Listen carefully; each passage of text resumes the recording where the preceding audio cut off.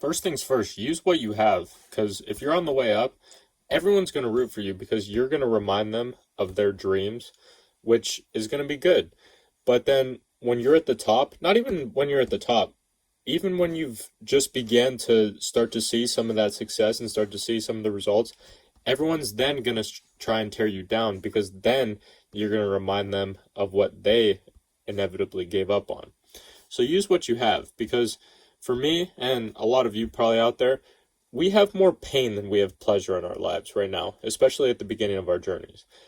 But the key thing is to not use that pain for too long because on a long enough time frame, I do think that that pain can become toxic on a long enough time frame, like I said. But trust me, I'm telling you, that shit's fucking powerful. And I'm telling you this because our enemies will bring out a side of you that you might not even have known that you've had. And everyone has this side. It's that monster inside of us. It's that dark side that some people refer to, whatever you want to call it. But it's this alter ego of ourselves that we need to learn how to use to our advantage before it uses us, because it will use us to destroy us if we don't take advantage of it. Like, for example, Kobe had it, MJ had it, Brady had it, Tiger Woods had it, like all of these successful men, like not even just in sports, but anyone you look at that has achieved a monumental amount of success, they have this dark side to them that allows them to do as well as they do in their given craft. But the thing is, we only get to see that from the outside looking in. We don't know what actually goes on up here. But the common theme that I've seen, because I study these high level athletes and these high level businessmen so much, that the common theme that I see is that they have one of these three things, or the combination of all three. It's either they have received unconditional love no matter what they do, no matter how many times they fail. They have that one person who gives them continuous and unconditional love and support no matter what.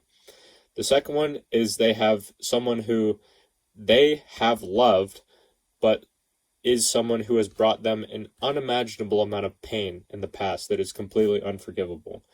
And then the last one is that they have chosen their enemies wisely.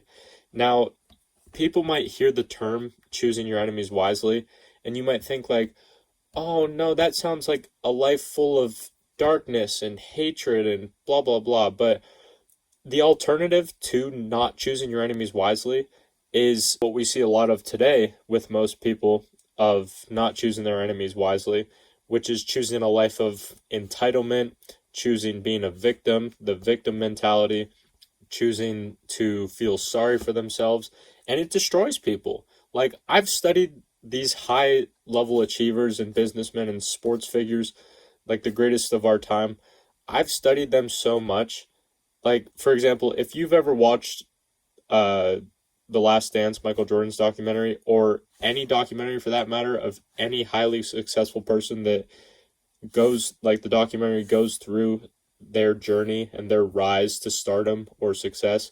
If you watch any of these, see if you can spot these three things in their life that have been there since the beginning. So to recap, you must use what you have, whether it's pain or whether it's pleasure. You must use it in order to create or choose your enemies wisely so that you can have endless amounts of drive for the next 5 to 10 years, let's say, in order to achieve anything and everything that you want in this life.